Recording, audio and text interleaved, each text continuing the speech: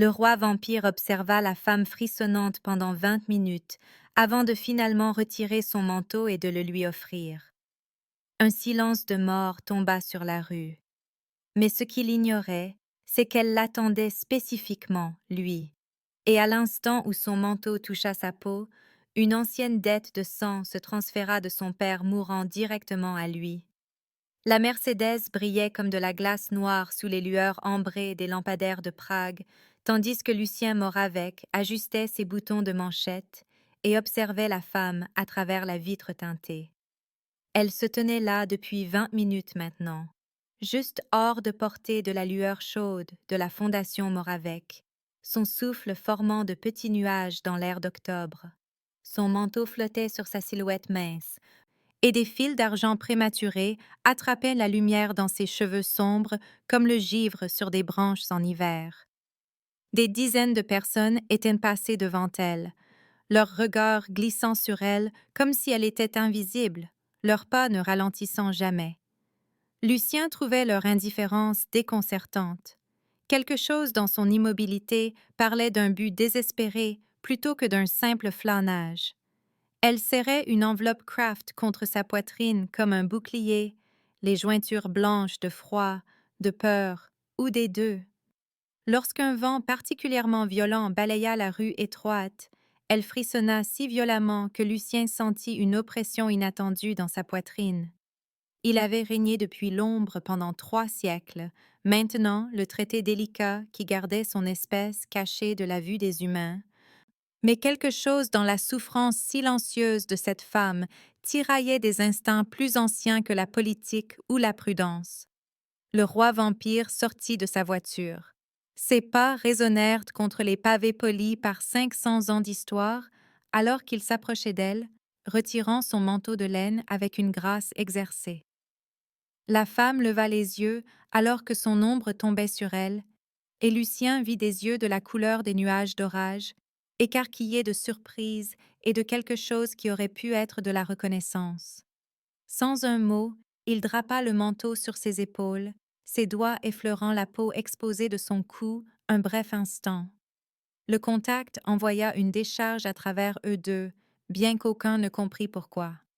Une magie ancienne s'agita dans l'espace entre 2 battements de cœur, répondant à un rituel qu'aucun n'avait consciemment invoqué. Le manteau portait l'odeur de Lucien, sa chaleur, son offre involontaire de protection, et quelque chose de bien plus ancien que d'eux saisit ce moment d'abri consenti. Un silence de mort tomba sur la rue. Chaque entité surnaturelle dans un rayon d'un mille sentit le pouvoir basculer alors que des liens invisibles se mettaient en place, liant le roi vampire à la femme mortelle par des lois écrites dans le sang et scellées par le sacrifice. Sir Blackwood ferma les yeux, tandis que le soulagement et la culpabilité se livraient une bataille dans sa poitrine. Le piège que son père avait passé 30 ans à préparer venait enfin de se refermer. Lucien sentit quelque chose s'installer dans ses côtes comme un poids physique. Une présence qui pulsait au rythme de son battement de cœur inutile, mais il attribua la sensation à la proximité de l'artefact surnaturel que la femme portait manifestement. Elle leva vers lui ses yeux gris d'orage, et pendant un instant, aucun d'eux ne bougea. Puis elle murmura « Merci » d'une voix rauque de froid et de larmes non versées, et Lucien se surprit à dire « Je vous en prie », comme si offrir sa protection à de mystérieuses étrangères était quelque chose qu'il faisait tous les soirs, plutôt que quelque chose qui pouvait déstabiliser 3 siècles de manœuvres politiques prudentes. Prenez un instant pour vous abonner à notre chaîne et laissez un commentaire pour nous dire d'où vous regardez et quelle heure il est. C'est toujours fascinant de voir jusqu'où voyagent ces histoires à travers le monde. Merci. Le château de Prague se dressait sur sa colline comme une couronne de pierre grise, ses fenêtres brillant d'une lueur chaude dans la nuit tandis que Lucien arpentait son cabinet privé. Le poids dans sa poitrine s'était alourdi à chaque heure qui passait, accompagné maintenant d'une attraction urgente qui semblait le tirer vers le sud-est, en direction de la vieille ville. Il pressa la paume de sa main contre ses côtes, s'attendant à trouver une preuve physique du lien surnaturel qu'il pouvait sentir mais pas encore nommer.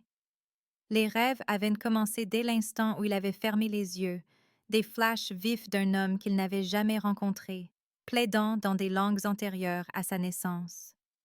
L'homme était mince et désespéré, avec les mêmes yeux couleur d'orage que la femme, et dans les rêves, il répétait la même phrase encore et encore. Protégez ma fille, protégez ma lignée, que ma dette soit la vôtre.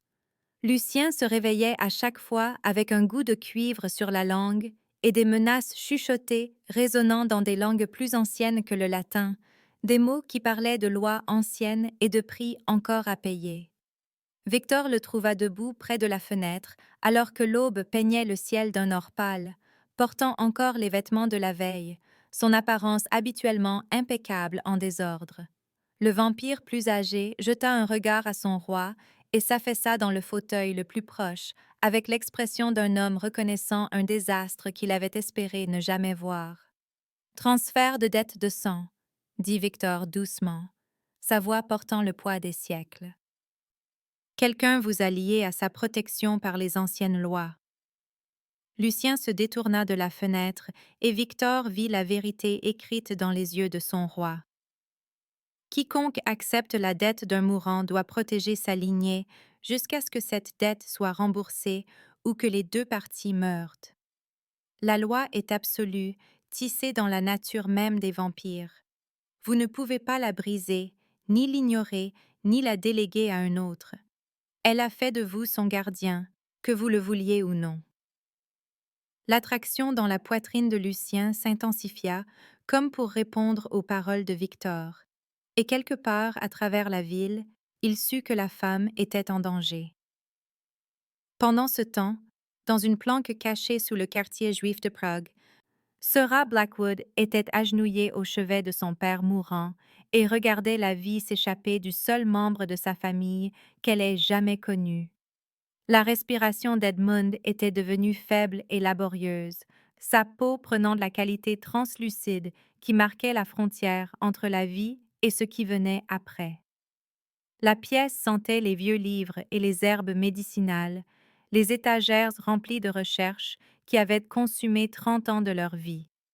Les yeux d'Edmund trouvèrent les siens à la lueur de la lampe, toujours vifs malgré son corps défaillant.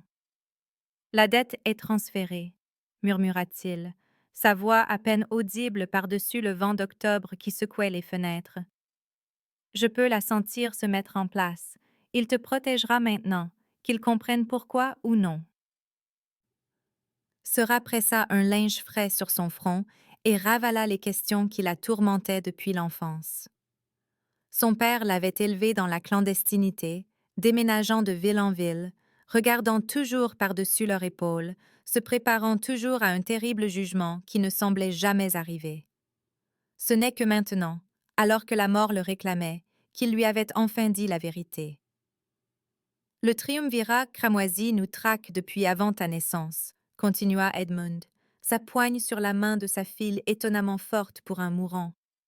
3 clans de vampires unis par la cupidité et la promesse du pouvoir ultime.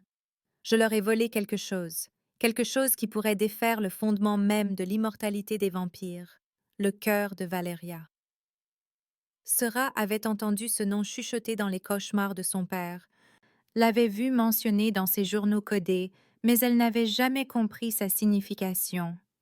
Les yeux d'Edmund se fermèrent, et un instant elle crut qu'il était parti, mais il parla de nouveau. Le rubis n'est pas caché dans un coffre-fort ou un trésor enfoui. Il est dans ton sang, tissé dans ton ADN même par la lignée de ta mère. Tu es le cœur de Valeria, et maintenant que la dette te protège, ils viendront pour vous deux. Il mourut au 12e coup de minuit, ces derniers mots un murmure qui entrait serra pour le reste de sa longue vie. Dans ton sang, pas en ta possession. Le gala de charité au Théâtre national de Prague flamboyait de lustres en cristal et de conversations soigneusement orchestrées.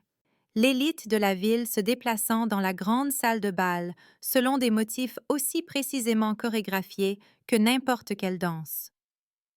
Sera se tenait en marge de la foule, son invitation volée brûlant comme un secret dans sa pochette perlée, son élégante robe noire empruntée à une boutique dont son père lui avait appris à contourner le système de sécurité des années auparavant. Elle avait passé 3 jours à planifier son approche du roi vampire, étudiant ses habitudes, mémorisant les visages de son service de sécurité, apprenant les rythmes de ses apparitions publiques. Mais rien ne l'avait préparée à la réalité de voir Lucien Moravec à travers une salle bondée, sa présence commandant l'attention même des humains, qui ne pouvaient pas tout à fait comprendre pourquoi leurs yeux revenaient sans cesse sur sa haute silhouette parmi la mer de tenues de soirée. Il se déplaçait avec la grâce fluide d'un prédateur à l'aise sur son territoire, ses cheveux sombres attrapant la lumière alors qu'il inclinait la tête vers le maire de Prague, son sourire n'atteignant jamais tout à fait ses yeux. Lorsque l'orchestre entama une valse, Serra passa à l'action, traversant la salle de bal avec détermination et tendant sa main gantée avant qu'il ne puisse refuser. Leur danse commença comme une négociation menée par des pas prudents et des distances mesurées, aucun n'étant disposé à révéler sa vraie nature à la foule qui les observait. « Vous le sentez aussi ?» dit doucement Serra alors qu'il tournait selon les motifs familiers, la dette de sang qui nous tire l'un vers l'autre comme un courant, l'attraction, le poids, la certitude que nos destins sont désormais entrelacés. La prise de Lucien sur sa taille se resserra de manière presque imperceptible. « Je ressens beaucoup de choses, » répondit-il, sa voix réglée pour ses oreilles seules. « Ce que je ne ressens pas, c'est une explication sur la raison pour laquelle une étrangère me lierait à une loi surnaturelle sans mon consentement. » Sera soutint son regard fixement alors qu'il passait devant un groupe de diplomates et leurs épouses. Mon père a passé 30 ans à préparer sa mort et votre protection. 3 clans de vampires traquent ce que je porte. Et ils ne s'arrêteront pas tant qu'ils ne l'auront pas réclamé ou que je ne serai pas morte. La loi ancienne vous lie à me maintenir en vie, que vous compreniez les enjeux ou non. Elle vit une lueur de reconnaissance dans ses yeux sombres, suivie rapidement par quelque chose qui aurait pu être du respect pour sa franchise. Avant que Lucien ne puisse répondre, les lustres s'assombrirent et la température dans la salle de bal chuta de 10 degrés. Se rassentit le picotement familier qui signifiait que des armes lacées d'argent étaient tirées quelque part dans la foule, et elle vit les narines de Lucien se dilater alors qu'il captait des odeurs qui parlaient de violence et de sang ancien. Le clan Dracule les avait trouvés. L'attaque fut d'une efficacité brutale. 3 vampires en tenue de soirée se déplaçant à travers la foule paniquée comme des requins en eau peu profonde. La main de Serra se porta à son collier, où un fil d'argent avait été tissé dans la délicate chaîne, tandis que Lucien se positionnait entre elle et la menace la plus proche avec des mouvements trop rapides pour que l'œil humain puisse les suivre. Ils combattirent côte à côte dans l'espace entre les tables renversées et les flûtes de champagne abandonnées, elle avec l'habileté désespérée de quelqu'un entraîné depuis l'enfance à tuer des vampires, lui avec la précision létale de quelqu'un qui avait survécu à 3 siècles d'ennemis qui le voulaient mort. Sera regarda avec horreur Lucien recevoir une lame d'argent entre les côtes qui était destinée à son cœur. Vit la façon dont la dette surnaturelle le forçait à prioriser sa sécurité avant sa propre survie. La douleur qui vacilla sur son visage n'était rien comparée à la culpabilité qui s'installa dans sa poitrine comme du plomb. Alors qu'il s'échappait par les anciens tunnels souterrains de Prague, Serra comprit enfin le terrible fardeau qu'elle avait placé sur la première personne depuis des années à lui avoir montré une véritable gentillesse, et le poids de cette connaissance les suivit dans l'obscurité sous la ville.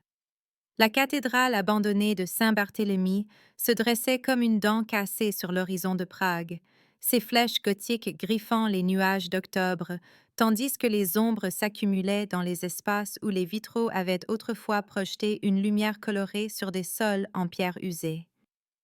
3 silhouettes se déplaçaient à travers les ruines avec la précision prudente de prédateurs qui avaient appris à respecter les griffes les uns des autres, leurs pas résonnant dans le vide immense où des siècles de prières s'étaient autrefois élevés vers le ciel.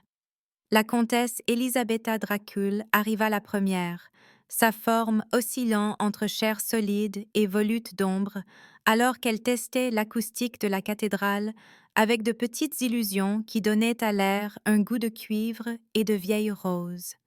Elle avait régné par la manipulation et l'intrigue politique pendant 4 siècles, sa beauté une arme aussi tranchante que n'importe quelle lame, sa capacité à tisser des illusions dans la réalité, faisant d'elle la plus dangereuse des 3 chefs de clan qui convergeaient maintenant en terrain neutre. Le baron Heinrich Nosferatu émergea des cryptes de la cathédrale comme une obscurité incarnée, son apparence si délibérément hideuse que même les autres vampires avaient du mal à soutenir son regard directement. Des siècles passés dans les souterrains de Prague lui avaient donné la maîtrise de chaque tunnel, chaque passage oublié, chaque voie secrète sous les anciennes fondations de la ville. Là où Elisabetta régnait par la beauté et la tromperie, Heinrich commandait par la terreur et la promesse d'horreur qu'il valait mieux ne pas nommer. Lord Maximilian Ventrue entra par les portes principales de la cathédrale avec l'assurance tranquille de quelqu'un qui possédait la moitié du quartier financier de Prague et pouvait acheter l'autre moitié avant l'aube si l'envie lui en prenait. Son costume parfaitement taillé coûtait plus que ce que la plupart des humains gagnaient en une année, son sourire assez acéré pour couper du verre, son empire bâti sur le simple principe que l'argent était la forme de pouvoir la plus polyvalente jamais conçue. Chaque chef de clan avait passé des décennies à chercher le cœur de Valeria, suivant des rumeurs, des légendes et des fragments de textes anciens qui parlaient d'un rubis capable d'accorder ou de retirer l'immortalité à volonté. L'artefact représentait le pouvoir ultime sur l'espèce vampire, la capacité de créer ou de détruire des immortels selon ses caprices, et la possession d'une telle arme changerait à jamais l'équilibre de la politique surnaturelle. Ils avaient mené des guerres pour des prix moindres. Mais le cœur était resté hors de portée de manière frustrante jusqu'à ce que la mort d'Edmund Blackwood révèle enfin son emplacement. Les 3 vampires formèrent un triangle dans la nef de la cathédrale, chacun maintenant une distance prudente des autres, tout en projetant une aura de coopération civilisée qui ne trompait personne. « Nous avons un problème », dit Elisabetta, sa voix ayant la qualité musicale qui avait autrefois charmé roi et empereur jusqu'à leur perte. Le roi Moravec a réclamé la fille sous la protection d'une dette de sang. La loi ancienne le lie à la défendre de sa vie, ce qui complique considérablement notre récupération. Le rire de Heinrich était le son de pierres tombales grinçant l'une contre l'autre dans la terre d'hiver. Moravec s'est ramolli dans son confortable château. 3 siècles à jouer à la politique ont émoussé ses instincts de tueur. Nous prenons la fille, nous prenons le cœur, nous divisons le pouvoir entre nos clans comme convenu. Maximilien ajusta ses boutons de manchette avec le soin délibéré d'un homme qui avait appris que de petits gestes pouvaient transmettre de vastes menaces. La fille ne se contente pas de porter le cœur de Valeria. Selon mes sources dans les archives secrètes du Vatican, elle est le cœur. La lignée de sa mère porte un marqueur génétique qui permet aux artefacts vampiriques d'être absorbés et intégrés au niveau cellulaire. La tuer détruirait l'artefact de manière permanente. Cette révélation envoya des ondes de malaise à travers l'air froid de la cathédrale, alors que chaque chef de clan recalculait ses stratégies. Un artefact vivant ne pouvait être volé, ne pouvait être divisé, ne pouvait être possédé de manière traditionnelle, mais il pouvait potentiellement être contrôlé, manipulé, convaincu de servir leur dessein par une application prudente de pression aux bons endroits. L'alliance qu'ils forgèrent à ce moment-là naquit de la nécessité plutôt que de la confiance, une cessation temporaire de leurs conflits éternels au service d'un prix qui pourrait remodeler le monde des vampires. Pendant ce temps, des centaines de pieds sous le château de Prague, Lucien guidait Serra à travers des passages antérieurs de plusieurs siècles à la ville au-dessus. Le sanctuaire avait été taillé dans la roche vive par des artisans vampires qui comprenaient que la véritable protection nécessitait plus que des murs et des gardes. Des symboles anciens couvraient chaque surface, leur signification perdue pour tous, sauf quelques érudits qui étudiaient les premiers jours de la civilisation vampire.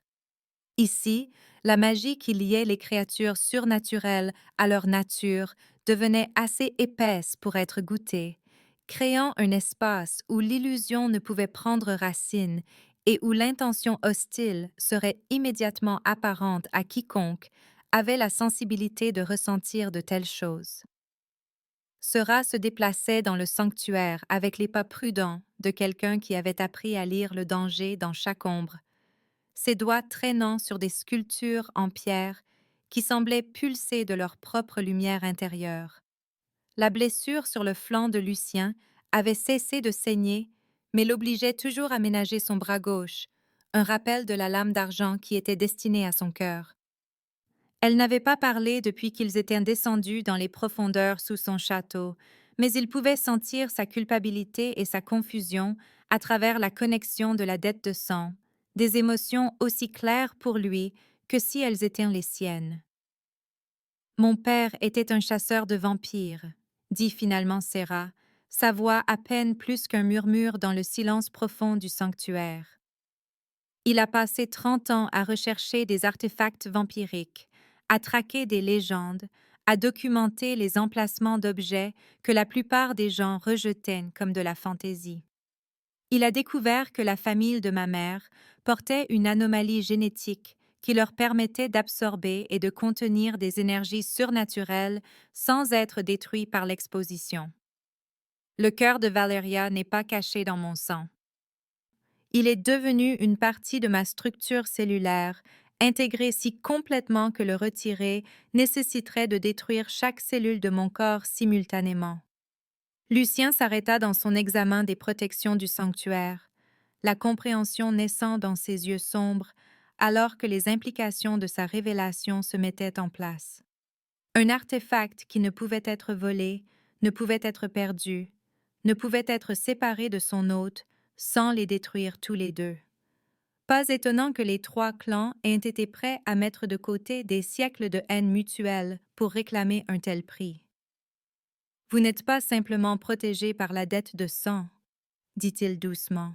« Vous êtes la personne la plus précieuse et la plus dangereuse du monde surnaturel. Le cœur pourrait accorder l'immortalité à quiconque vous choisiriez, ou la retirer à n'importe quel vampire que vous toucheriez. Entre de mauvaises mains, un tel pouvoir pourrait déstabiliser tout l'équilibre entre les mondes mortels et immortels. » Sera se tourna pour lui faire face complètement, ses yeux gris d'orage reflétant la lumière mystique du sanctuaire comme des miroirs. « Mon père m'a élevé pour tuer des vampires, m'a appris à voir votre espèce comme des parasites qui devaient être éliminés pour le bien de l'humanité. Mais il m'a aussi élevé pour être une arme qu'il pourrait pointer sur ses ennemis le moment venu. Je pense qu'il avait l'intention que j'utilise le pouvoir du cœur contre quiconque m'offrirait sa protection, vous détruisant pour alimenter la vengeance finale qu'il avait prévue contre les clans qui nous traquaient. » Le poids de ces mots s'installa entre eux comme une présence physique, et Lucien sentit la contrainte de la dette de sang tirer sur ses côtes avec une intensité renouvelée. Même en sachant que la proximité de Serra pourrait finalement s'avérer fatale, il se trouva incapable de s'éloigner d'elle, incapable d'envisager d'abandonner son obligation surnaturelle de la garder en sécurité. Les jours passèrent dans les profondeurs intemporelles du sanctuaire, tandis que Serra se remettait de la violence du gala, et que Lucien surveillait la pression surnaturelle croissante qui s'accumulait au-dessus de leur refuge caché. Elle soignait ses blessures d'argent avec une douceur qui les surprit tous les deux. Ses doigts sûrs et réguliers alors qu'elle nettoyait les coupures qui refusaient de guérir correctement en présence de contamination résiduelle d'argent. Il se surprit à partager des histoires de sa vie mortelle des siècles auparavant, des souvenirs d'un monde où humains et vampires existaient en coopération ouverte plutôt que dans le secret prudent actuel. Leurs conversations révélèrent un terrain d'entente inattendu. Tous deux avaient perdu leur famille dans des conflits surnaturels, tous deux portaient le poids de responsabilités qu'ils n'avaient jamais choisies, tous deux comprenaient la solitude qui accompagnait la protection des autres, tout en restant fondamentalement isolés des liens humains normaux. Le lien surnaturel de la dette de sang leur permettait de sentir les émotions de l'autre avec une clarté croissante, créant une intimité à laquelle aucun ne s'attendait et que tous deux trouvaient à la fois réconfortante et terrifiante. Victor arriva dans le sanctuaire comme un homme porteur de nouvelles désastreuses, son expression habituellement composée troublée alors qu'il livrait l'information que Lucien redoutait. La dette de sang ne peut être rompue que de 3 manières, dit-il sans préambule, s'installant dans l'un des fauteuils en pierre qui avaient été sculptés pour la physiologie des vampires des siècles auparavant. La mort de la partie protégée, la mort du protecteur, ou le remboursement complet de la dette originale par l'accomplissement de la dernière requête de la personne mourante. Selon la résonance magique que je peux détecter, la dette d'Edmund Blackwood était pour une vie de protection. Vous êtes lié à défendre sa fille jusqu'à ce que l'un de vous meure ou jusqu'à ce qu'elle n'ait plus besoin de protection contre aucune menace surnaturelle. Étant donné qu'elle porte le cœur de Valeria et que 3 clans puissants ont juré de le réclamer, une telle protection pourrait être requise pendant des siècles. Sera avait écouté de l'autre côté du sanctuaire, mais aux mots de Victor, elle se rapprocha avec la grâce prédatrice que son père lui avait enseignée, son visage pâle d'horreur face aux implications. Vous êtes en train de me dire que j'ai asservi la première personne à me montrer une véritable gentillesse de toute ma vie, que la manipulation de mon père l'a piégé dans une obligation qui entraînera presque certainement sa mort au service de ma protection. Victor hocha gravement la tête. La dette de sang ne reconnaît aucun concept d'équité, seulement l'obligation. L'ancienne loi des vampires considère de tels liens comme sacrés et incassables.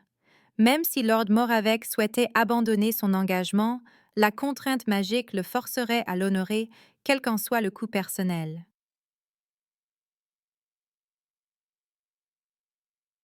Leur conversation fut interrompue par le bruit de pierres qui se déplaçaient, alors que les Nosferatu de Heinrich commençaient à infiltrer le sanctuaire par des connexions aux anciens égouts de Prague, antérieurs à la construction du château. L'attaque fut sans avertissement, des vampires émergeant de passages cachés comme des araignées sortant des fissures d'un mur, leurs mouvements coordonnés avec la précision de prédateurs qui avaient passé des siècles à chasser dans des espaces confinés. Lucien se positionna entre Serra et les menaces les plus proches, tandis qu'elle cherchait des bijoux en fil d'argent qui pouvaient servir d'armes improvisées, mais la configuration du sanctuaire favorisait les défenseurs qui en connaissaient les secrets. La bataille les poussa plus profondément dans les niveaux oubliés du château, à travers des chambres qui avaient été scellées depuis la construction la plus ancienne du bâtiment, passant devant des éléments architecturaux qui parlaient de civilisations plus anciennes que l'histoire enregistrée. Ils se retrouvèrent dans une chambre circulaire dont les murs portaient des fresques peintes avec des pigments qui brillaient encore de leur propre lumière intérieure après d'innombrables siècles d'obscurité. Les images racontaient une histoire que ni Serra ni Lucien ne s'attendaient à trouver. La création du cœur de Valeria par un roi vampire qui aimait une femme mortelle plus que sa propre existence immortelle, son sacrifice volontaire de l'humanité même pour la sauver d'une peste qui consumait son peuple, la transformation de l'amour pur en un artefact d'une puissance inimaginable. Mais les fresques révélaient aussi le prix terrible qu'une telle magie exigeait. Une vie pour une autre, une immortalité qui ne pouvait être accordée que par un sacrifice volontaire, un pouvoir qui détruisait en créant. Les anciennes fresques couvraient chaque surface de la chambre circulaire, comme un témoignage visuel d'amour et de sacrifice qui transcendait les frontières entre l'existence mortelle et immortelle. Se retraça les silhouettes peintes avec des doigts tremblants, reconnaissant dans leur visage la même dévotion désespérée qu'elle avait vue dans les yeux de son père pendant ces derniers jours. Le roi vampire dans les peintures avait une ressemblance indubitable avec Lucien, tandis que la femme mortelle possédait les mêmes yeux gris d'orage et l'expression déterminée de Serra. Le cœur de Valeria n'avait pas été créé comme une arme de conquête, mais comme un instrument de préservation, un moyen de prolonger une vie en offrant librement une autre, de transformer la mort en transformation par l'alchimie du sacrifice volontaire. Mais les implications de ce qu'elle voyait frappèrent Serra comme un coup physique alors que la compréhension se cristallisait dans son esprit. Son père avait connu l'existence de ces fresques, avait fait des recherches sur le véritable but du cœur, avait compris que l'utiliser nécessiterait de détruire quiconque lui fournirait protection. Edmund Blackwood n'avait pas simplement voulu qu'elle survive au conflit à venir avec les 3 clans. Il avait prévu qu'elle devienne immortelle en sacrifiant la vie de Lucien pour alimenter le cœur, se transformant en quelque chose capable de traquer chaque vampire existant. La prise de conscience qu'elle avait été façonnée depuis sa naissance en une arme conçue pour tuer l'homme qui l'avait sauvée remplit Serra d'une horreur si profonde qu'elle s'effondra à genoux sur les pierres anciennes. Lucien s'agenouilla à ses côtés, sa main sur son épaule lui apportant du réconfort, alors même que la magie de la dette de sang pulsait entre eux comme un battement de cœur. Au-dessus d'eux, la réalité commença à se déformer alors que les illusions d'Elisabetta pénétraient les défenses du château, transformant des couloirs familiers en labyrinthes sans issue, rendant les espaces de confiance dangereux, faisant voir à Serra des menaces dans chaque ombre et des visages ennemis dans chaque reflet. La comtesse vampire avait passé des siècles à perfectionner sa capacité à tisser de fausses perceptions dans le tissu même de l'existence. Et maintenant, elle tournait cette compétence contre les habitants du château avec une précision chirurgicale. Lucien sentit les protections du sanctuaire commencer à vaciller sous l'assaut. Forcé de choisir entre maintenir les barrières magiques qui tenaient les forces hostiles à distance et rester assez proche pour protéger Serra des illusions qui pourraient la pousser à se blesser ou à blesser d'autres. La contrainte de la dette de sang fit le choix pour lui, l'éloignant des commandes des protections pour protéger Serra de sa propre présence, utilisant ses siècles d'expérience avec la tromperie surnaturelle pour l'aider à distinguer les perceptions réelles des fausses. Mais son abandon des défenses extérieures du château eut un coup qui devint apparent en quelques heures, alors que l'empire financier de Maximilien se retournait contre lui. Comptes bancaires gelés, partenariats commerciaux dissous, alliés humains coupés des ressources dont ils avaient besoin pour maintenir leur coopération avec les intérêts des vampires. Les forces d'Heinrich émergèrent de chaque tunnel et passage caché sous le château, encerclant l'ancienne forteresse avec des créatures qui avaient appris à tuer dans un silence absolu. Le piège s'était refermé avec une précision d'horloger, chaque chef de clan apportant son expertise particulière à un assaut coordonné conçu pour submerger même les défenses d'un roi vampire. Sera se retrouva pressé contre le dos de Lucien, alors qu'il se tenait au centre de la chambre des fresques, entouré d'images d'amour et de sacrifice, tandis que les ennemis se rapprochaient de toutes les directions. Le poids de la manipulation de son père s'installa sur ses épaules comme une cape tissée de culpabilité et de trahison prédéterminée. Elle avait été élevée pour haïr les vampires, entraînée à les tuer. On lui avait appris à les voir comme des monstres qui menaçaient de la survie humaine. Mais l'homme dont elle était apparemment destinée à voler la vie immortelle lui avait montré plus de gentillesse sincère en 3 jours que quiconque ne lui en avait offert de toute son existence précédente. La dette de sang le liait à la protéger quel qu'en soit le coût. Mais elle commençait à comprendre que son engagement allait au-delà de la contrainte surnaturelle pour devenir quelque chose qui aurait pu être librement donné si les circonstances avaient permis un tel choix. La manipulation finale d'Edmund Blackwood avait été la plus cruelle de toutes.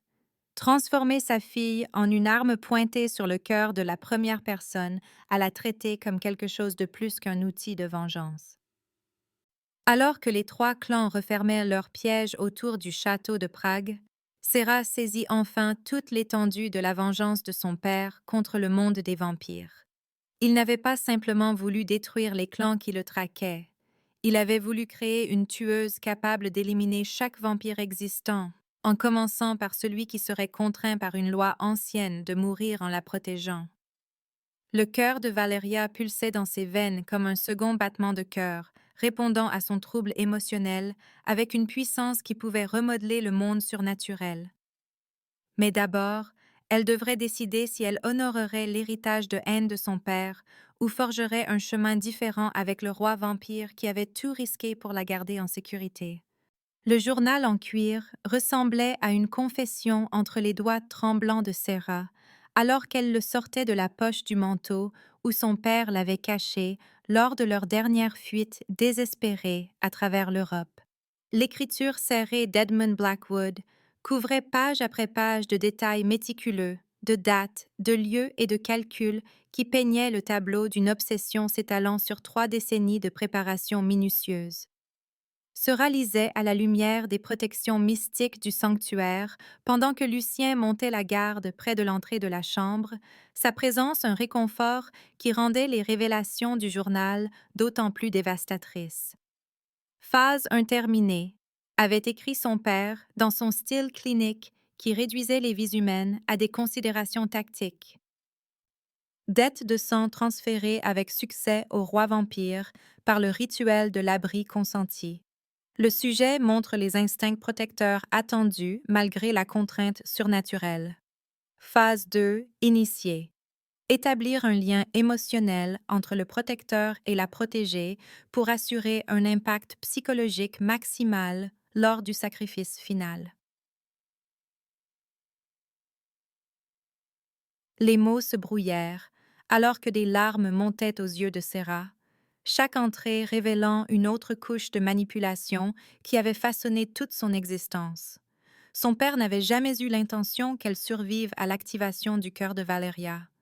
Le pouvoir de l'artefact exigeait un sacrifice volontaire, et Edmund avait prévu que Serra et son protecteur meurent tous les deux dans le processus, détruisant le cœur pour toujours et s'assurant qu'aucun clan de vampires ne pourrait s'emparer de son pouvoir. Elle n'était pas sa fille préparée pour la survie. Elle était son arme suicide, élevée, entraînée et positionnée pour s'éliminer elle-même et sa cible dans un acte final de destruction mutuelle assurée. Le journal détaillait des plans de secours pour différents types de vampires qui pourraient accepter la dette de sang, des profils psychologiques de protecteurs potentiels, des stratégies pour créer un attachement émotionnel qui rendrait la trahison finale aussi dommageable psychologiquement que possible. Edmund avait étudié Lucien Moravec pendant des années, apprenant ses faiblesses, son histoire, sa tendance à protéger les innocents malgré les coûts politiques qu'une telle protection pourrait entraîner. Chaque aspect de la vie de Serra avait été orchestré pour culminer en ce moment. Une jeune femme en quête désespérée de connexion, s'offrant pour détruire l'homme qui lui avait montré de la gentillesse. Lorsqu'elle partagea ses révélations avec Lucien, Serra s'attendait à de la colère, du dégoût ou au retrait froid qu'elle avait vu dans les yeux de son père chaque fois qu'elle le décevait. Au lieu de cela, l'expression du roi vampire s'adoucit avec quelque chose qui aurait pu être de la compréhension. « Vous avez porté ce fardeau seul pendant 25 ans, dit-il doucement, s'asseyant à côté d'elle sur les pierres anciennes. Le poids d'être façonné en quelque chose que vous n'avez jamais choisi de devenir, la connaissance que votre existence même sert des desseins qui échappent à votre contrôle. Je comprends cet isolement plus que vous ne le pensez. » Sa sympathie brisa quelque chose en elle qui avait tenu par pure volonté obstinée, et elle se mit à pleurer pour la première fois depuis son enfance, tandis qu'il lui offrait le simple réconfort d'une présence sans jugement. Leur moment de connexion se brisa comme du cristal lorsque l'assaut coordonné du triumvirat atteignit les dernières défenses du sanctuaire. Les illusions d'Elisabetta pénétrèrent les protections de la chambre avec une précision chirurgicale, tissant de fausses perceptions dans la réalité jusqu'à ce que Sarah ne puisse plus distinguer la vérité de la tromperie. Elle vit Lucien parler à voix basse avec des silhouettes qui auraient pu être des représentants de clans, l'entendit promettre de la leur livrer en échange de concessions politiques, le regarda faire un geste vers sa cachette avec l'indifférence désinvolte de quelqu'un discutant de bétail. Les illusions étaient parfaites dans leur ciblage psychologique, jouant sur chaque peur et doute que l'entraînement d'Edmund avait instillé en elle. Les forces Nosferatu d'Heinrich firent irruption dans le sanctuaire intérieur, comme une inondation dans un barrage brisé. Leurs mouvements coordonnés, témoignant de siècles passés à chasser, dans des espaces confinés. La réalité se fractura autour de Sarah alors qu'elle luttait pour séparer les menaces réelles des fausses visions d'Elisabetta. Sa confiance en Lucien, empoisonnée par des perceptions qui semblaient absolument réelles, malgré leur origine surnaturelle. Dans sa confusion et sa terreur, le cœur de Valeria répondit à son état émotionnel avec une puissance qui flamboya dans ses veines comme du feu liquide. L'artefact s'activa partiellement, puisant dans la force vitale de l'être immortel le plus proche pour alimenter sa magie ancienne. Lucien chancela alors que des siècles d'immortalité accumulée commençaient à s'écouler à travers la connexion surnaturelle qui les liait, sa force s'amenuisant même s'il continuait à se battre pour la protéger des ennemis qui s'approchaient, qu'ils soient réels ou non. La dette de sang avait créé entre eux un lien surnaturel qui se renforçait à chaque instant, permettant à Sarah de ressentir la douleur et la force déclinante de Lucien aussi clairement que si c'étaient les siennes. Elle fit l'expérience de sa détermination inébranlable à la protéger, même si le pouvoir du cœur consumait son essence immortelle, son refus absolu d'abandonner son engagement malgré le coût pour lui-même. La sensation était écrasante dans son intimité, plus profonde que toute connexion physique qu'elle avait jamais imaginée possible.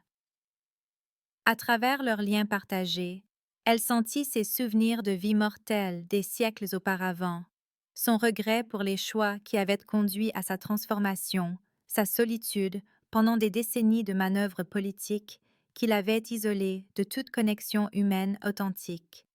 Mais elle sentit aussi son affection grandissante pour elle, des émotions qui n'avaient rien à voir avec une contrainte surnaturelle et tout à voir avec la reconnaissance d'un fardeau partagé et d'une compréhension mutuelle.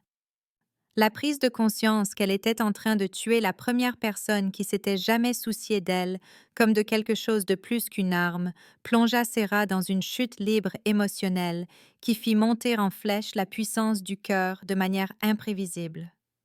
Maximilian Ventrue arriva dans le sanctuaire comme un salut enveloppé dans un costume coûteux. Sa présence commandant l'attention même des forces d'Heinrich, alors qu'il examinait le chaos avec le regard calculateur de quelqu'un habitué à transformer le désastre en opportunité. Son offre était simple et séduisante, livrer volontairement le cœur de Valeria, et il utiliserait ses ressources considérables pour briser la dette de sang par des rituels anciens antérieurs à la loi vampirique actuelle.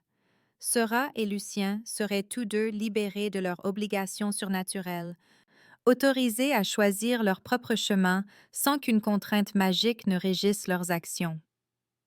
La tentation était presque écrasante pour Sarah, qui n'avait jamais connu la possibilité d'un choix authentique dans aucun aspect de son existence. Mais Lucien, même affaibli par l'activation partielle du cœur, parvint à la mettre en garde contre les véritables intentions de Maximilien. Le seigneur Ventrue prévoyait d'utiliser le pouvoir du cœur pour créer une armée de vampires immortels entièrement loyaux à sa volonté, des êtres qui considéreraient l'humanité comme du bétail à gérer plutôt que comme des personnes méritant une protection. Une telle armée déstabiliserait l'équilibre prudent entre les mondes mortels et surnaturels, qui avait empêché une guerre ouverte pendant des siècles. Pendant leur débat, Les Nosferatu de Heinrich franchirent les dernières défenses du sanctuaire comme des ombres prenant forme physique. La bataille qui s'ensuivit mit à l'épreuve toutes les compétences qu'Edmund Blackwood avait enseignées à sa fille sur le combat contre les ennemis surnaturels dans des espaces confinés. Sera découvrit que son état émotionnel pouvait contrôler consciemment le pouvoir du cœur lorsque la peur pour la sécurité de Lucien déclencha des instincts protecteurs qu'elle n'avait jamais su posséder. La lumière jaillit de ses mains alors qu'elle repoussait les vampires attaquants, un feu d'argent qui brûlait sans chaleur mais faisait reculer les Nosferatu avec des expressions de douleur réelles. Mais chaque utilisation du pouvoir du cœur drainait davantage l'immortalité de Lucien, créant une terrible boucle de rétroaction où le protégé nécessitait de consommer la force vitale même qui le maintenait en vie. Elle pouvait sentir son essence s'écouler de lui et dans la magie ancienne de l'artefact, soutenant un pouvoir qui devenait plus fort alors même qu'il s'affaiblissait. Le choix qui s'offrait à elle devint d'une clarté cristalline dans sa cruelle simplicité. Laisser les forces de Heinrich les capturer ou les tuer tous les deux, ou utiliser le pouvoir du cœur pour les sauver, tout en détruisant l'homme qu'elle en était venue à aimer. Face à cette décision impossible, Sarah choisit une troisième option qui aurait horrifié son père. Elle achèverait sa mission en détruisant le cœur de Valeria, mais au lieu d'emmener Lucien avec elle dans la mort, elle se sacrifierait seule pour briser le pouvoir de l'artefact et le libérer à la fois de son obligation surnaturelle et du drainage de son essence immortelle. La décision lui apporta une paix qu'elle n'avait jamais connue dans sa vie soigneusement orchestrée, le premier choix qui était entièrement le sien, plutôt que l'accomplissement des plans de quelqu'un d'autre. Le rituel pour détruire le cœur de Valeria nécessitait plus qu'une simple intention ou un geste dramatique. Sera s'appuya sur les recherches de son père, alors qu'elle entamait le processus complexe de retourner le pouvoir de l'artefact contre lui-même, utilisant des techniques qu'Edmund avait passé des décennies à perfectionner à cette fin précise. La magie répondit à sa volonté avec un empressement qui parlait d'une ancienne conscience, comme si le cœur s'était lassé d'être utilisé comme une arme et accueillait l'opportunité d'une dissolution pacifique. La lumière jaillit de sa peau alors qu'elle canalisait le pouvoir accumulé de l'artefact dans une boucle de rétroaction destructrice, se préparant à consumer à la fois le cœur et elle-même dans un acte final qui libérerait Lucien de toutes les obligations surnaturelles qui le liaient à sa protection. Mais le roi vampire réalisa ce qu'elle tentait avant que le rituel ne puisse s'achever. Malgré son état gravement affaibli, malgré le drainage de son essence immortelle qui le laissait à peine capable de se tenir debout, Lucien intervint avec la force désespérée de quelqu'un qui avait trouvé quelque chose qui valait la peine de mourir pour le protéger. Sa perturbation des énergies soigneusement équilibrées du rituel créa une boucle de rétroaction magique qui lia leur force vitale d'une manière que ni le cœur ni les recherches d'Edmund n'avaient anticipée. Maintenant, ils étaient tous les deux en train de mourir, mais assez lentement pour faire des choix conscients sur la façon dont leurs derniers moments seraient passés. La magie de la dette de sang évolua au-delà de ses contraintes initiales, alors que leur expérience partagée de la mort approchante déclenchait des réponses que l'ancienne loi des vampires n'avait jamais prévues. Ce qui avait commencé comme une contrainte surnaturelle se transforma en une véritable connexion, basée sur un choix mutuel plutôt que sur une obligation magique. Elisabetta Dracul se matérialisa à partir d'illusions si parfaites qu'elles avaient trompé même les sens surnaturels, sa beauté intacte malgré la violence qui avait consumé le sanctuaire autour d'eux. Elle s'était glissée au-delà des forces d'Heinrich et de l'attention de Maximilien pendant qu'il se concentrait sur la réclamation du cœur par une confrontation directe, préférant la subtilité à la force brute dans les situations qui exigeaient une manipulation délicate. Son offre portait le poids de siècles passés à perfectionner l'art de la tromperie mutuellement bénéfique. « Donnez-moi le cœur de Valeria. dit-elle avec la voix musicale qui avait autrefois charmé les empereurs jusqu'à leur perte. Et j'utiliserai ma maîtrise de la magie de l'illusion pour simuler vos deux morts de manière assez convaincante pour satisfaire les trois clans. Vous pourrez vous échapper ensemble, vivre les vies que vous choisirez, pendant que je m'attribuerai le mérite d'avoir récupéré l'artefact et éliminé la menace que vous représentez. La proposition força Serra et Lucien à affronter des possibilités qu'ils n'avaient pas envisagées alors qu'ils se concentraient sur leur survie immédiate. Faire confiance à quelqu'un dont la nature était fondamentalement trompeuse, tenter d'achever le rituel destructeur ensemble et espérer que leur volonté combinée pourrait en contrôler les effets, ou chercher une quatrième option qui pourrait ne pas exister.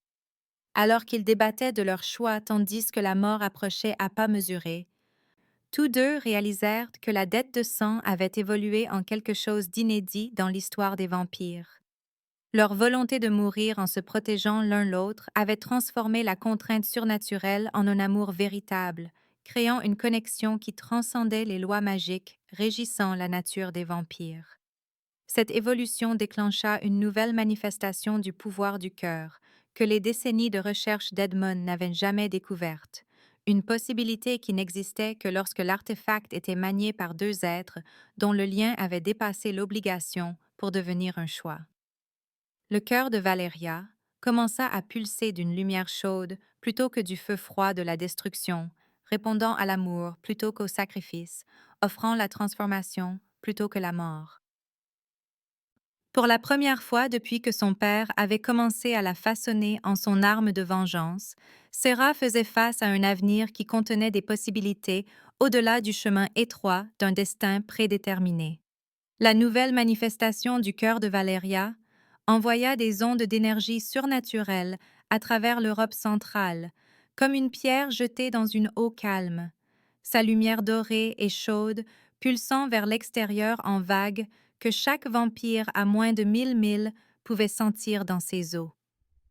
Ce qui avait été autrefois un artefact soigneusement caché brillait maintenant comme un phare visible au sens surnaturel, attirant chefs de clan et vampires solitaires vers Prague, avec l'attraction irrésistible des papillons de nuit vers la flamme. Elisabetta Dracul se tenait à l'entrée du sanctuaire avec une expression de calcul satisfait alors qu'elle regardait la magie ancienne se transformer d'une force destructrice en quelque chose d'inédit dans l'histoire des vampires. « C'est mieux que ce que j'espérais, » dit-elle avec la voix musicale qui avait charmé des rois jusqu'à leur mort. « Je n'ai jamais eu l'intention de garder le cœur pour moi, vous comprenez. Un artefact d'une telle puissance attire trop l'attention, fait de son possesseur une cible pour chaque vampire ambitieux cherchant à revendiquer l'autorité ultime. Mais une vente aux enchères parmi les grands clans d'Europe, d'Asie et des Amériques, avec le cœur comme prix, cela crée des opportunités pour quelqu'un d'habile dans les arts de la manipulation et de l'intrigue politique. La vente aux enchères que j'organiserai remodèlera le monde des vampires, peu importe qui finira par réclamer l'artefact. Lucien sentit la force revenir lentement dans ses membres, alors que le drainage du cœur sur son essence immortelle diminuait, bien qu'il restât beaucoup plus faible que ses capacités normales ne le permettaient. À travers la connexion évoluée de la dette de sang, il pouvait sentir la compréhension croissante de Serra du pouvoir qui coulait dans ses veines, son émerveillement en découvrant que l'amour et le sacrifice semblaient stabiliser l'énergie du cœur plutôt que de la consommer. Mais il pouvait aussi sentir sa terreur face à l'ampleur de l'attention surnaturelle, maintenant concentrée sur Prague, des dizaines de vampires anciens convergeant vers la ville avec leurs esclaves humains et leurs alliés surnaturels. Les défenses du château, conçues pour repousser les attaques conventionnelles d'ennemis connus, seraient insuffisantes contre des assauts coordonnés de vampires, qui connaissaient ses préférences tactiques après des siècles de conflits politiques et de guerres occasionnelles. Les rues anciennes de Prague se remplirent de prédateurs surnaturels, alors que les représentants des clans arrivaient de tout le continent, chacun apportant sa propre interprétation de la manière dont le cœur de Valeria devrait être réclamé ou contrôlé. Les seigneurs des Carpates descendirent de leur forteresse de montagne avec des loups qui marchaient sur deux pattes et parlaient en langues humaines. Les princes marchands de Venise arrivèrent en jet privé avec des mallettes pleines de contrats écrits en sang et en or. Les jarls nordiques vinrent par la mer avec des drakkars qui avaient été convertis en yachts de luxe moderne, mais qui portaient encore l'ancienne magie de la conquête et de l'exploration. Chaque faction établit des territoires dans la ville selon des protocoles surnaturels plus anciens que la civilisation humaine, transformant Prague en un labyrinthe d'intérêts concurrents où un mauvais virage pouvait vous faire devenir le dîner ou le pion politique de quelqu'un. Sera découvert que son état émotionnel affectait les manifestations du cœur avec une précision croissante à mesure que la pression surnaturelle autour d'eux s'intensifiait. La peur faisait que l'artefact drainait la force vitale des immortels proches. La colère le faisait brûler comme un feu d'argent qui pouvait repousser les attaques de vampires. Mais l'amour et la volonté de se sacrifier pour les autres semblaient débloquer des applications entièrement différentes. Lorsqu'elles se concentraient sur la protection de Lucien plutôt que sur la destruction de leurs ennemis, une lumière dorée coulait de ses mains en motif qui guérissait plutôt qu'il ne blessait, qui renforçait plutôt qu'il n'affaiblissait.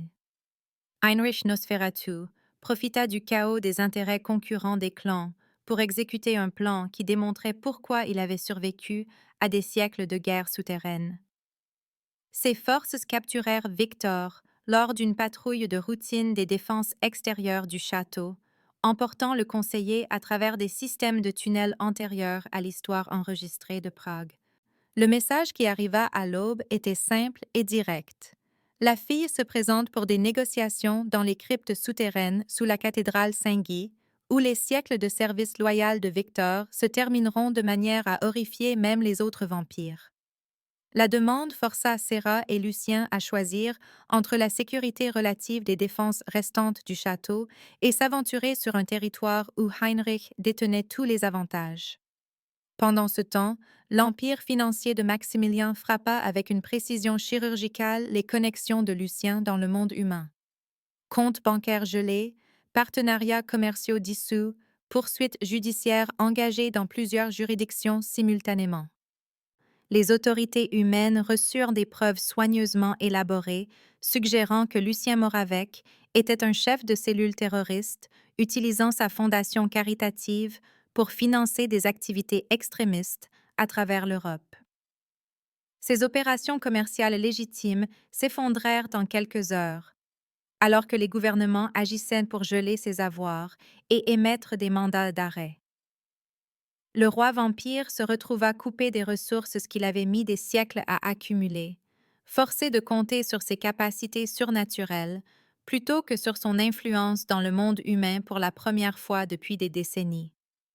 Le système de tunnels souterrains de Prague s'étendait sur des kilomètres sous la ville ancienne, un labyrinthe de passages oubliés, de cryptes abandonnées et de voies navigables qui avaient servi aux contrebandiers, aux révolutionnaires et aux créatures surnaturelles pendant plus de 1000 ans. Sera et Lucien descendirent dans ce dédale par une entrée cachée dans les fondations du château, suivant des itinéraires que Victor avait cartographiés pendant ses décennies de service, mais qui semblaient maintenant des chemins menant directement dans le piège soigneusement préparé d'Heinrich. L'air devenait plus froid à chaque pas vers le bas, transportant des odeurs de vieilles pierres, d'eau stagnante, et quelque chose d'autre qui donnait la chair de poule à Serra avec une reconnaissance primitive de la présence d'un prédateur. Lucien se déplaçait avec la grâce prudente de quelqu'un naviguant en territoire hostile, ses sens surnaturels s'efforçant de détecter les embuscades dans l'obscurité suffocante, tandis que la connexion de la dette de sang le tenait au courant de l'état émotionnel de Serra et des schémas d'énergie fluctuants du cœur. Les Nosferatu avaient passé des siècles à perfectionner l'art de la guerre souterraine, transformant les espaces cachés de Prague en une forteresse où les intrus faisaient face à des pièges à la fois mécaniques et surnaturels. Des passages qui semblaient mener vers l'avant revenaient sur eux-mêmes par des distorsions spatiales qui violaient la géométrie normale. Des murs suintaient un sang qui brûlait comme de l'acide au contact. Des ombres se déplaçaient indépendamment de leur source, tendant vers les voyageurs imprudents des doigts qui pouvaient drainer la chaleur de la chair vivante. Sera appris à utiliser le pouvoir du cœur comme une arme avec une sophistication croissante à mesure qu'il rencontrait chaque obstacle, découvrant qu'une intention ciblée pouvait façonner les manifestations de l'artefact en barrière de lumière brûlante qui repoussait les vampires sans les détruire de façon permanente. Cette prise de conscience suggérait des possibilités que les recherches de son père n'avaient jamais explorées, des applications pour le cœur impliquant la protection et la guérison plutôt que la mort et la destruction.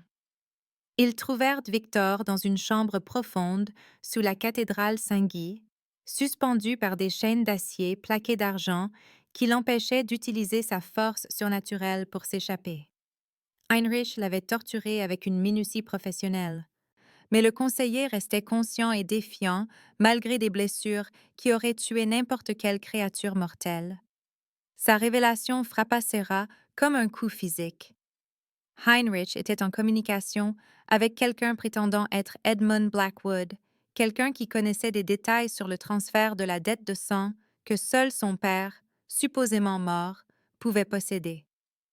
L'impossibilité de cette information brisa la compréhension de Sarah de tout ce qu'elle avait cru sur la mort de son père et sa situation actuelle.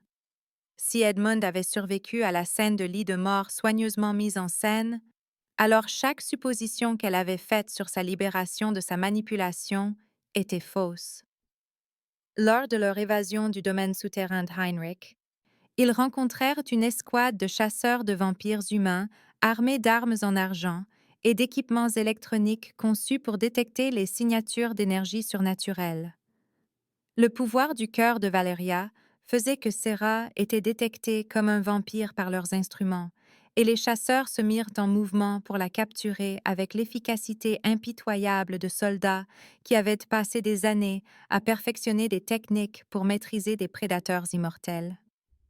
Lucien fit face à un choix impossible: révéler sa nature de vampire pour sauver Sarah et confirmer les soupçons humains sur les créatures surnaturelles vivant parmi eux, ou maintenir le secret qui protégeait toute sa race, tout en laissant les chasseurs prendre la femme qu'il avait juré de protéger.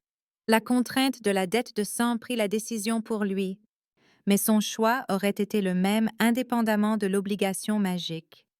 Il révéla sa vraie nature avec une démonstration de vitesse et de force qui ne laissait aucun doute sur ce qu'il était, confirmant aux autorités humaines que les vampires existaient et vivaient parmi eux depuis des siècles. La révélation fit passer le conflit surnaturel à un niveau international, alors que les agences gouvernementales activaient des protocoles conçus pour le contact avec des intelligences non humaines hostiles. Les forces militaires commencèrent à se mobiliser, les scientifiques préparèrent des installations de confinement, et les politiciens débattirent des stratégies de réponse à une menace qu'ils n'avaient jamais sérieusement cru exister. L'équilibre prudent entre les mondes mortels et immortels qui avait maintenu la paix pendant des siècles s'effondra en quelques heures. Edmund Blackwood sortit de l'ombre de la tour de l'horloge astronomique de Prague comme un homme revenant de ses propres funérailles, son apparence inchangée par rapport à la scène du lit de mort qui avait convaincu Sarah de son décès des semaines plus tôt. La tromperie élaborée avait nécessité des décennies de préparation, des artefacts magiques capables de simuler la mort de manière assez convaincante pour tromper même les sens des vampires, et un réseau d'alliés qui croyaient en sa mission assez fermement pour maintenir l'illusion pendant qu'il travaillait en coulisses. Sa mort simulée avait servi plusieurs objectifs: activer le transfert de la dette de sang qui liait un puissant vampire à la protection de sa fille, se retirer comme cible directe des chasseurs du triumvirat cramoisi et se donner la liberté de construire une alliance avec des organisations de chasseurs de vampires à travers l'Europe sans interférence d'ennemis surnaturels. Les semaines depuis sa prétendue mort avaient été passées dans une activité frénétique, voyageant entre des installations cachées où des chasseurs humains s'entraînaient à la guerre contre des ennemis immortels, partageant des informations sur les faiblesses des vampires, et leur promettant le cœur de Valeria, en échange de leur coopération pour éliminer la population surnaturelle de Prague. La trahison d'Edmund était plus profonde que n'importe quelle blessure physique, car elle transformait chaque souvenir d'amour et de protection en une preuve de manipulation et de tromperie calculée. Sera réalisa que son deuil pour sa mort avait été utilisé comme une arme contre elle, que son besoin désespéré de liens familiaux avait été exploité pour la rendre plus dépendante de la protection de Lucien, que même ses sentiments naissants pour le roi vampire pouvaient être le résultat d'un conditionnement psychologique conçu pour rendre la trahison finale plus dévastatrice. Son père se tenait devant elle avec la même expression de détermination sinistre dont elle se souvenait de son enfance, quand il l'entraînait à tuer des créatures qu'il prétendait menacer la survie de l'humanité. « Tu dois choisir, » dit-il avec la voix qui avait façonné toute sa vision du monde. « Choisir entre le vampire qui t'a asservi par une contrainte surnaturelle et la race humaine qui dépend de l'utilisation du cœur de Valeria pour son but prévu. Chaque jour que l'artefact reste actif, il attire plus de vampires à Prague, transformant cette ville en point zéro d'une guerre surnaturelle qui exposera notre espèce à des prédateurs que nous ne sommes pas préparés à combattre. La tour de l'horloge astronomique offrait à Edmund la plateforme parfaite pour son coup final, des explosifs installés dans toute la structure ancienne et s'étendant aux bâtiments entourant la place de la vieille ville de Prague. Des milliers de civils innocents se déplaçaient dans la zone en contrebas, ignorant que leur vie était devenue un pion dans un conflit entre les mondes mortels et immortels. Sera se retrouva prise entre la protection des humains que son père prétendait défendre et la défense du vampire qui avait tout risqué pour la garder en sécurité. Le cœur de Valeria répondit à son trouble émotionnel avec une énergie chaotique qui menaçait de la déchirer de l'intérieur, alors qu'elle tentait de protéger simultanément les civils des explosifs d'Edmund, de maintenir des barrières contre les chasseurs de vampires qui convergeaient vers leur position, et de soutenir Lucien alors qu'il tentait de désamorcer des bombes avec une technologie qu'il comprenait à peine. La tension magique la poussa au-delà des limites humaines, et elle commença à comprendre pourquoi son père avait toujours voulu que l'utilisation du cœur soit fatale à son porteur. Le pouvoir requis pour sauver tout le monde pourrait en effet exiger le sacrifice ultime, mais maintenant elle faisait face à la terrible possibilité que sa mort ne suffise pas à empêcher le massacre qu'Edmund avait orchestré au nom de la protection humaine.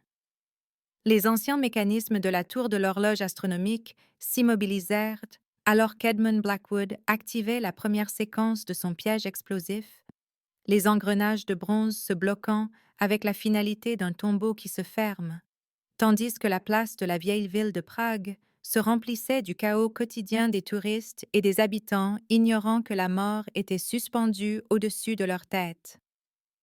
Sera senti le cœur de Valeria déferler en réponse à son désespoir, une lumière dorée jaillissant de sa peau, alors qu'elle tentait de créer des barrières protectrices autour des milliers de personnes innocentes en contrebas tout en empêchant simultanément les bombes de son père d'exploser. La tension magique était sans précédent, l'obligeant à diviser le pouvoir de l'artefact en plusieurs applications qui exigeaient une précision qu'on ne lui avait jamais appris à atteindre. Edmund regarda sa fille se débattre avec la satisfaction froide d'un maître d'échecs voyant sa fin de partie se dérouler comme prévu, mais son expression passa à la confusion puis à l'alarme lorsque le triumvirat cramoisi se matérialisa dans toute la tour avec un timing qui suggérait qu'il surveillait la situation depuis le début. Elisabetta Dracul émergea d'illusions si parfaites qu'elles avaient dissimulé sa présence même au sens surnaturel, sa beauté intacte malgré la violence qui consumait Prague autour d'eux. Heinrich Nosferatu surgit d'ombres qui n'auraient pas dû être assez profondes pour cacher sa masse, ses traits hideux tordus en quelque chose qui aurait pu être de l'amusement face au chaos qui se déroulait.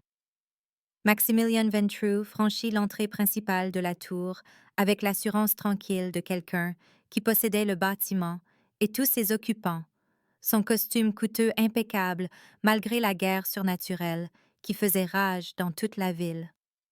Les 3 seigneurs vampires étaient arrivés pour réclamer le cœur de Valeria au moment de sa plus grande manifestation, mais leur présence transforma l'exécution soigneusement planifiée d'Edmund en une bataille à 3 qui menaçait de déchirer l'ancienne tour.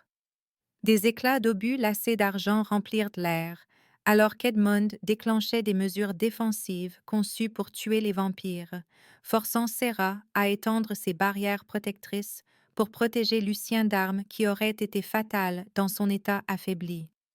L'effort magique requis pour protéger simultanément les civils en bas, empêcher une destruction massive et se défendre contre des ennemis surnaturels la poussa au-delà de l'endurance humaine, et elle commença à comprendre pourquoi le cœur de Valeria avait été créé non pas comme une arme de conquête, mais comme un outil pour des choix impossibles entre l'amour et le devoir.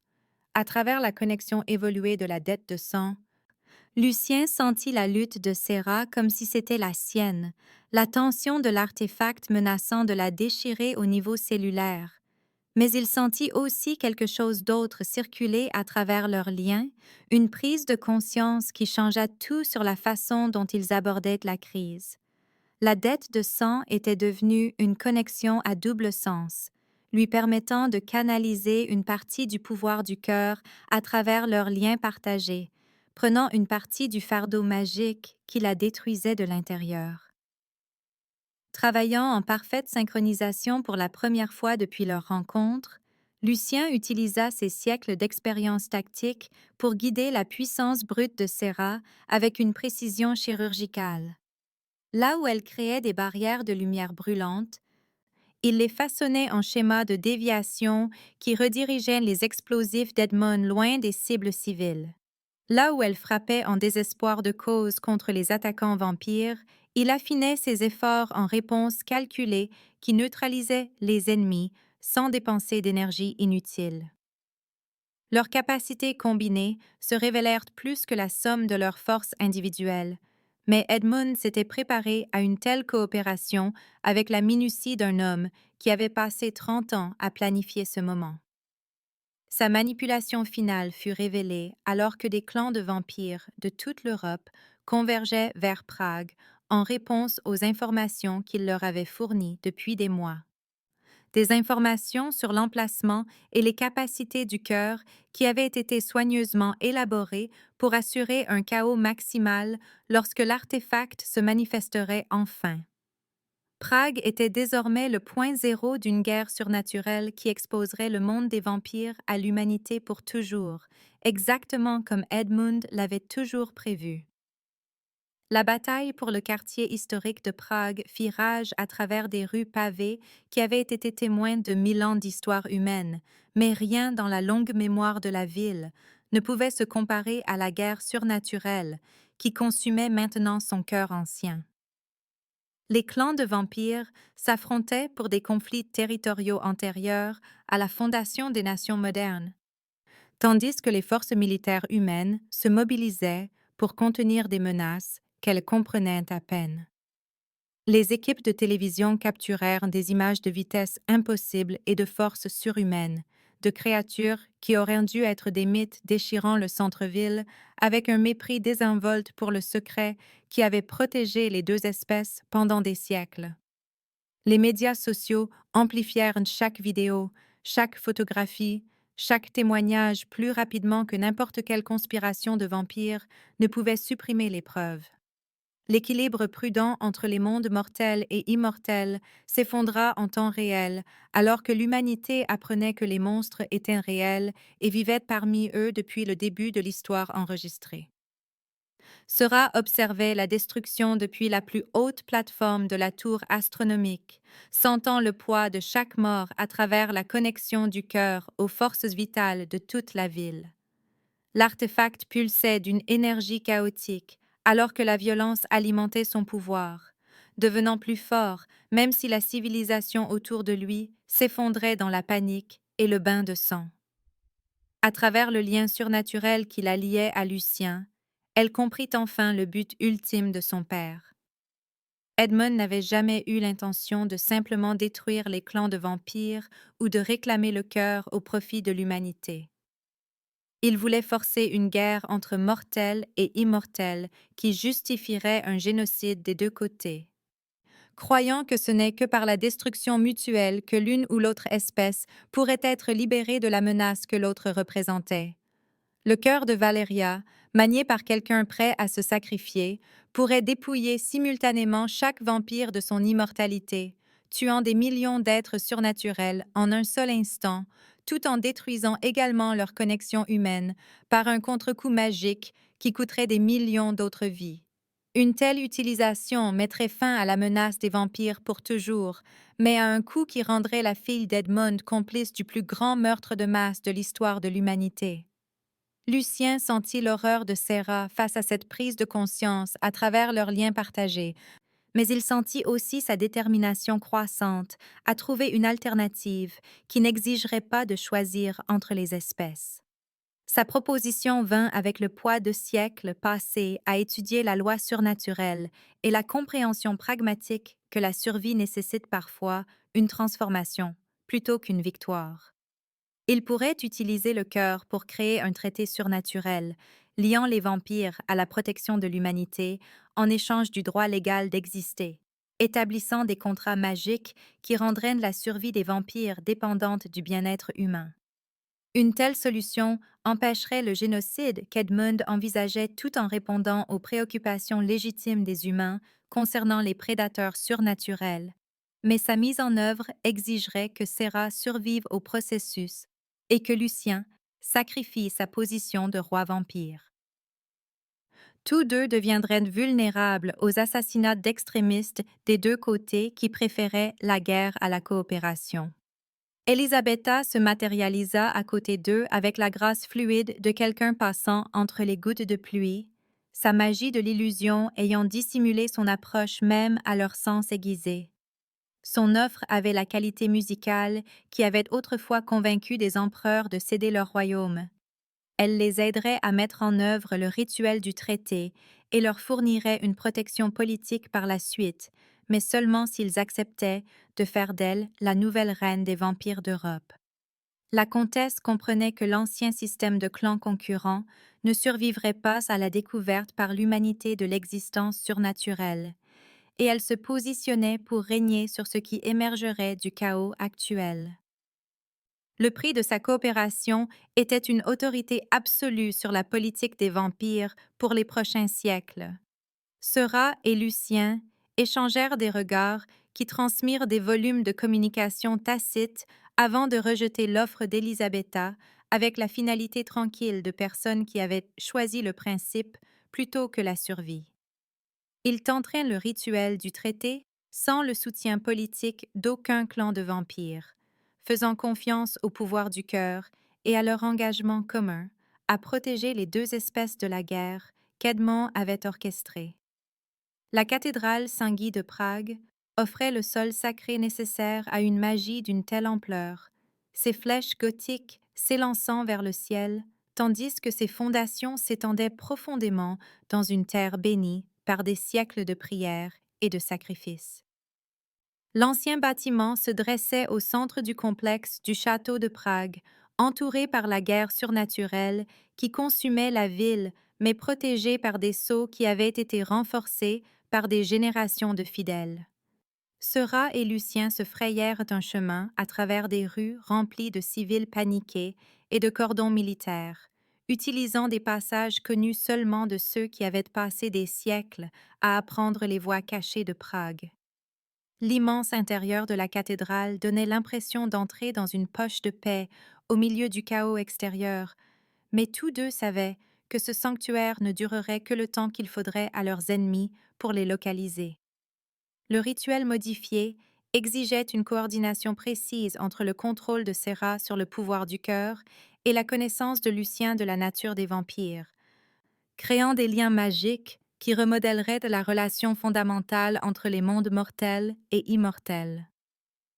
Au lieu de détruire ou de transférer l'immortalité, ils utilisèrent de l'artefact pour tisser des contrats surnaturels qui rendraient la survie des vampires dépendante du bien-être humain, établissant des lois mystiques qui obligeraient les êtres surnaturels à protéger plutôt qu'à s'attaquer à leurs voisins mortels.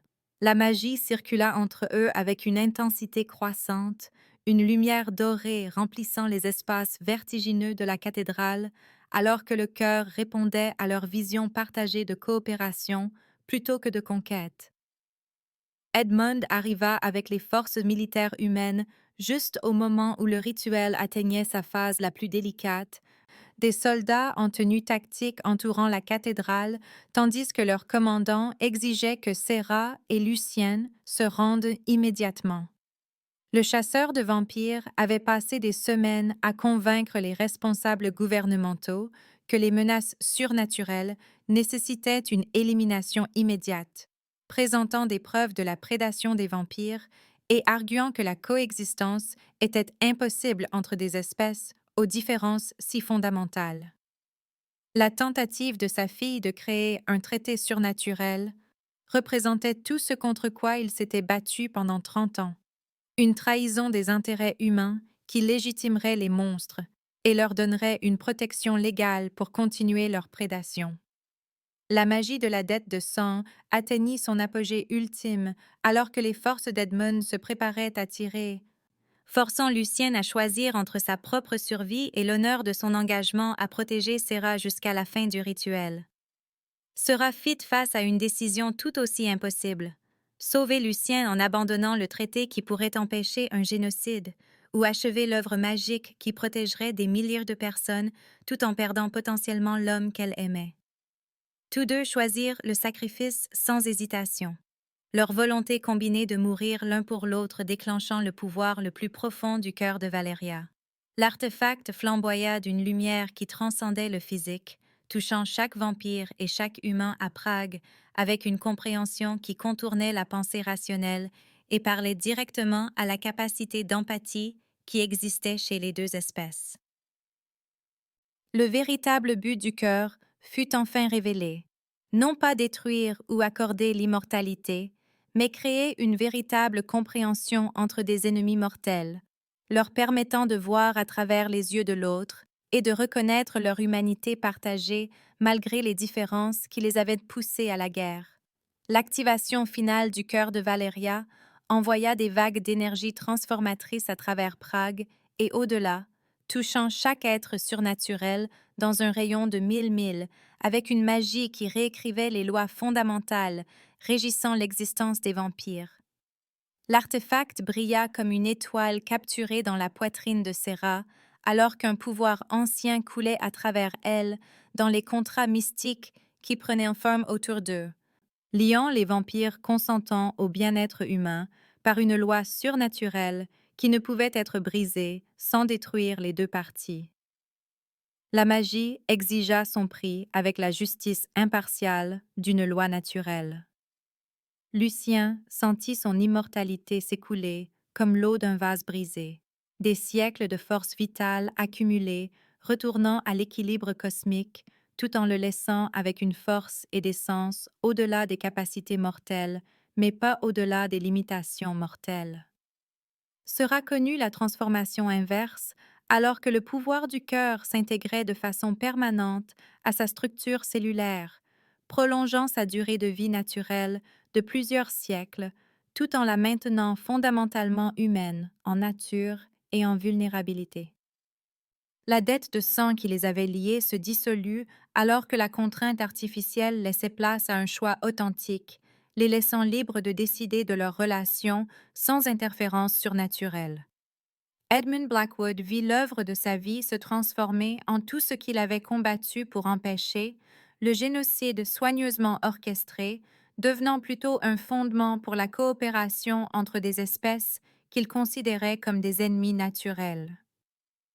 Sa rage face à cette trahison des intérêts humains le poussa à déclencher les explosifs restants qu'il avait placés dans le quartier historique de Prague, une dernière tentative pour détruire à la fois le traité et la ville, qui en était devenue le berceau.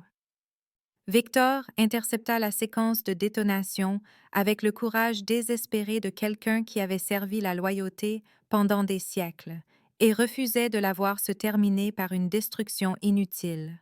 Le sacrifice du conseiller comptant l'explosion dans des barrières magiques qui transformèrent une dévastation potentielle en une lumière inoffensive, mais l'effort lui coûta tout, la chair de vampire se révélant insuffisante pour contenir des explosions conçues pour raser des pâtés de maison.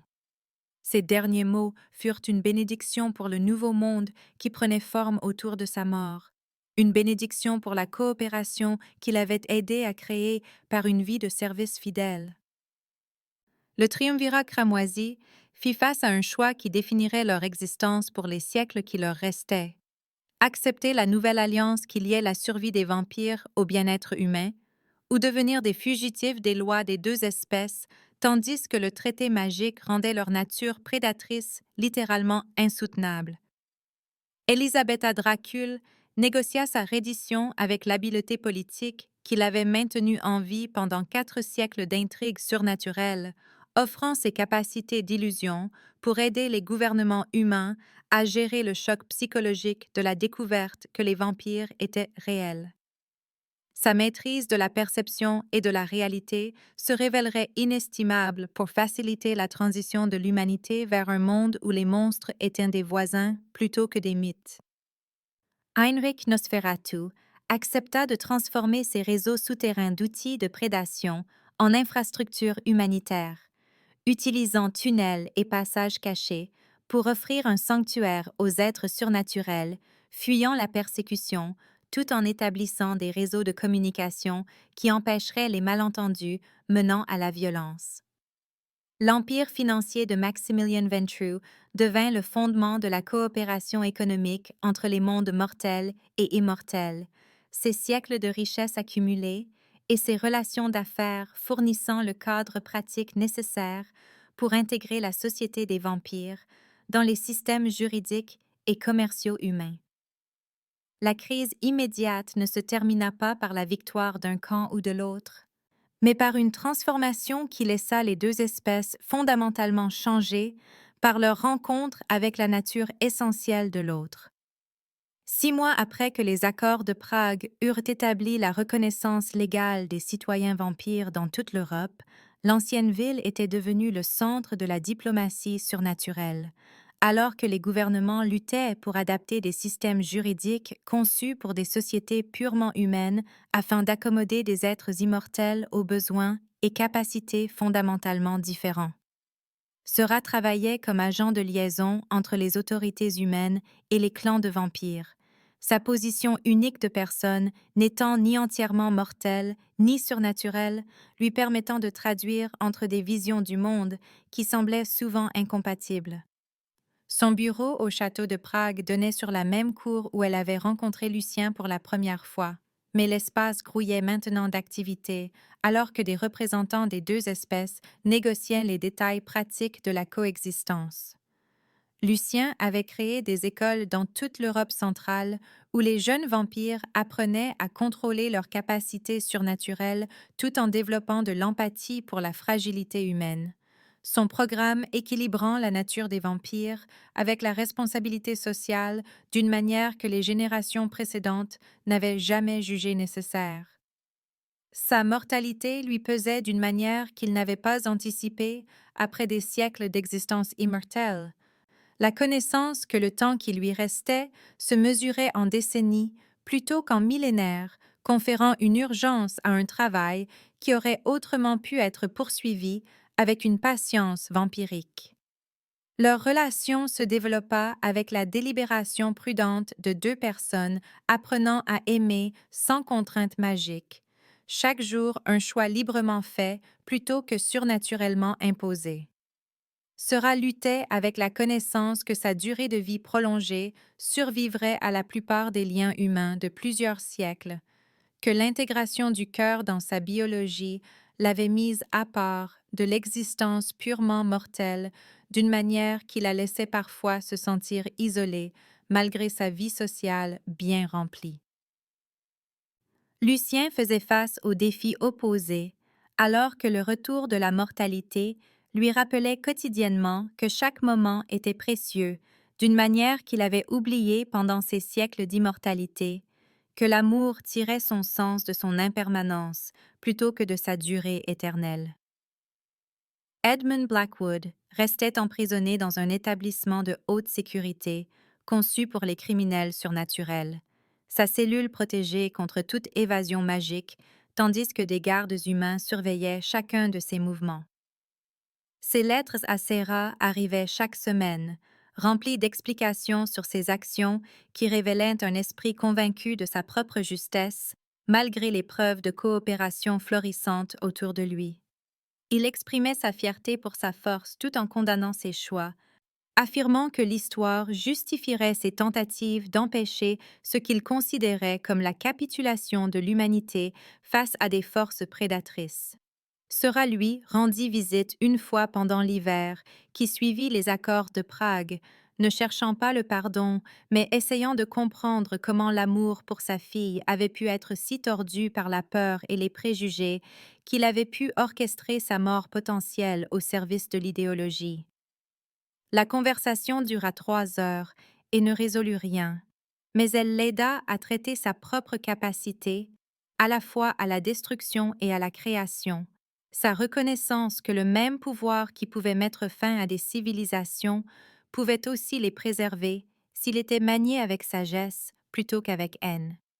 Pendant ce temps, des rapports arrivaient du monde entier décrivant d'autres espèces surnaturelles observant le traité vampire-humain avec un mélange d'intérêt et d'inquiétude, alors que meutes de loups-garous, cours de fées et covents de sorcières débattaient de l'opportunité de se révéler à des sociétés humaines qui s'adaptaient encore à l'existence des vampires.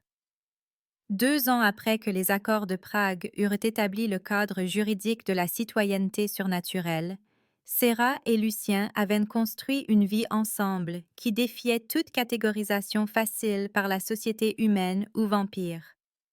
Ils travaillaient en tant que partenaires, enquêtant sur des crimes surnaturels pour une force d'intervention internationale qui combinait les forces de l'ordre humain avec l'expertise des vampires, leurs capacités complémentaires les rendant particulièrement efficaces pour résoudre des affaires que les autorités traditionnelles ne pouvaient pas comprendre. La connexion de Sarah à l'énergie résiduelle du cœur lui permettait de détecter l'activité surnaturelle avec une précision qui rivalisait avec n'importe quel instrument technologique, tandis que la connaissance de Lucien de la nature des vampires et sa force surnaturelle conservée le rendaient capable d'affronter des menaces qui pourraient submerger des enquêteurs purement humains. Leur relation avait évolué au-delà du lien artificiel de la dette de sang pour devenir quelque chose basé sur un choix authentique et un respect mutuel, un amour qui se renforçait parce qu'il était librement donné plutôt que magiquement contraint. Le cœur de Valeria lui-même était devenu dormant après avoir dépensé son pouvoir accumulé dans la création du traité surnaturel, se transformant d'un artefact d'une importance cosmique en un simple rubis que Sarah portait en pendentif. La pierre servait de rappel du choix entre la destruction et la création auquel chacun est confronté lorsqu'il détient un pouvoir sur la vie des autres, un symbole du moment où elle avait choisi de construire plutôt que de démolir, bien qu'elle eût toutes les raisons de chercher à se venger du monde qu'il avait façonné en armes. Un soir de décembre enneigé à Prague, ils marchaient dans le vieux quartier où leur histoire avait commencé. Passant devant l'endroit où Lucien avait pour la première fois offert son manteau à une étrangère, dont le désespoir avait fait appel à des instincts plus profonds que le calcul politique. La ville autour d'eux portait les marques de la transformation, des entreprises surnaturelles fonctionnant aux côtés d'établissements humains, des cafés appartenant à des vampires, servant à la fois une clientèle mortelle et immortelle, tandis que des artistes humains collaboraient avec des artisans surnaturels sur des œuvres qui mélangeaient des traditions séparées par des siècles. Ils remarquèrent une jeune femme debout devant le centre communautaire de Prague pour l'intégration surnaturelle, frissonnant dans des vêtements trop fins pour le temps hivernal, serrant une valise qui suggérait un voyage récent ou un départ précipité. Sans hésitation, Sera et Lucien retirèrent tous deux leurs manteaux et les offrirent à l'étrangère, leurs gestes synchronisés nés d'une compréhension partagée plutôt que d'une contrainte surnaturelle. La femme accepta leur gentillesse avec des larmes aux yeux, en expliquant qu'elle était une demi-vampire cherchant refuge auprès de membres de sa famille humaine qui avaient découvert sa nature et l'avaient chassée, qu'elle avait voyagé depuis la Roumanie dans l'espoir de trouver l'acceptation dans la ville où vampires et humains avaient appris à coexister. Sera et Lucien échangèrent des regards qui transmirent des volumes de communication tacite, la reconnaissance que leur travail était loin d'être terminé, tant que le monde contiendrait des personnes ayant besoin de protection contre les préjugés et la peur. Ils invitèrent la jeune femme à se joindre à eux pour dîner dans un restaurant voisin spécialisé dans l'accueil d'une clientèle surnaturelle mixte, entamant un autre cycle de protection et de gentillesse qui poursuivait la transformation qu'ils avaient aidé à créer. Alors qu'ils marchaient tous les trois à travers les rues illuminées de Prague, les cloches des églises commencèrent leur appel du soir à travers la ville ancienne, tandis que des carillons surnaturels répondaient depuis des établissements vampires, les deux sons se fondant en une harmonie qui représentait le nouveau monde prenant forme autour d'eux.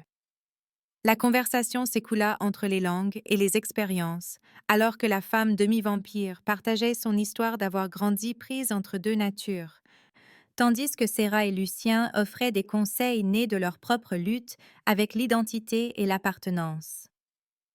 Au-dessus d'eux, l'horizon de Prague s'étendait vers des étoiles qui veillaient sur une ville où l'impossible était devenu routine, où l'amour s'était avéré plus fort que la haine, où un simple acte de gentillesse entre étrangers s'était propagé pour remodeler la civilisation elle-même.